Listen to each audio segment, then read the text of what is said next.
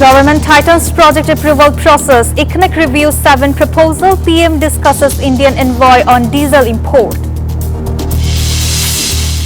Opposition accuses ruling party of pushing country toward fascism, demands immediate implementation of referendum verdict. An election commission announces schedule for reserved women's seat on April 8, voting on May 12, no EVMs in local polls.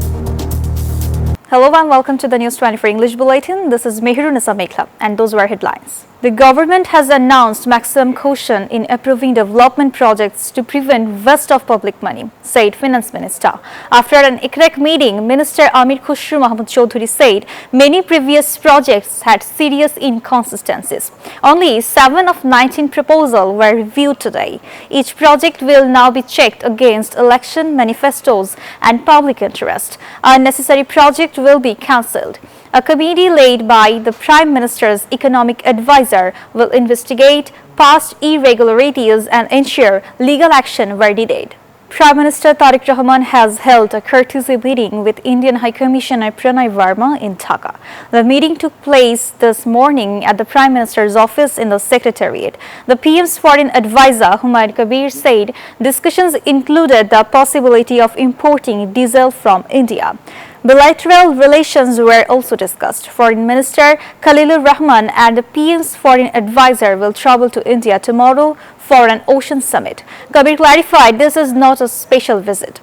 The Director General of the International Labour Organization will visit Bangladesh this June. He is scheduled to hold high-level talks with Prime Minister Tariq Rahman regarding national labour standards. Prime Minister's advisor Mahdi Amin announced the visit today. He also revealed that the UN Secretary General has invited the Prime Minister to Geneva this July. This upcoming summit will focus on the global impact of artificial intelligence. The government views this invitation as a sign of growing international confidence in the country's new leadership and digital future.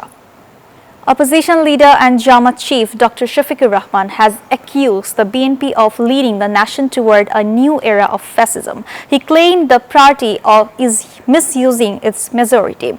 Speaking at the press club, the Amir stated that ignoring the referendum has triggered a political crisis. He warned that ballot robbery would not be tolerated. Leaders at the event vowed to launch a movement to restore public rights. Meanwhile, JAPA spokespersons accused the current administration of trying to undermine recent historical protest through legal technicalities.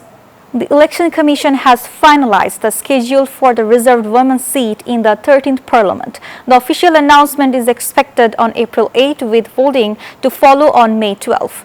EC Secretary Akhtar Ahmed confirmed the decision after a meeting today. Out of 50 seats, the BNP alliance is set to receive 36, while the Jamaat NCP coalition will get 13. One seat goes to an independent candidate. The Commission also ruled out using electronic voting machines for local elections. Transparency International Bangladesh has raised concern over recent government moves regarding state reforms. The watchdog warned that political interest may be undermining judicial independence and anti-corruption efforts. At a press conference today, TIB Executive Director Iftikhar Zaman criticized the decision to scrap key ordinances. While many laws were approved, vital reforms concerning judge appointments and a separate judicial secretariat remain stalled. TIB also questioned why critical protections against enforced disappearances were not made permanent. They are urging the government to prioritize transparency over political games. Long lines have formed at every fuel station in the capital as customers struggle for hours to get diesel and petrol.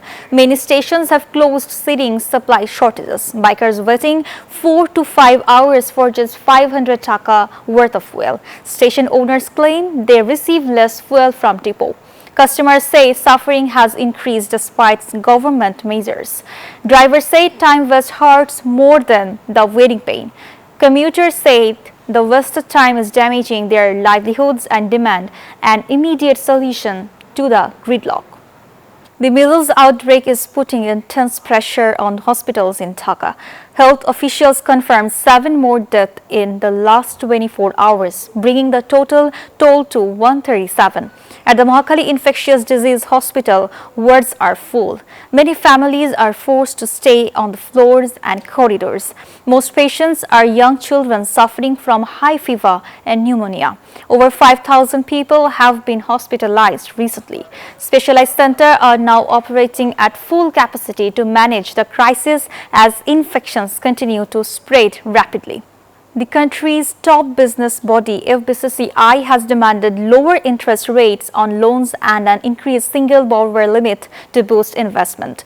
Business leaders told reporters after a meeting with the Bangladesh Bank governor that effective policy support is needed to sustain industries amid global economic instability. They also called for expanding the Export Development Fund and establishing the dollar market. They demanded reducing letter of credit interest from 5% to 2% and extending repayment period from 4 to 5 years.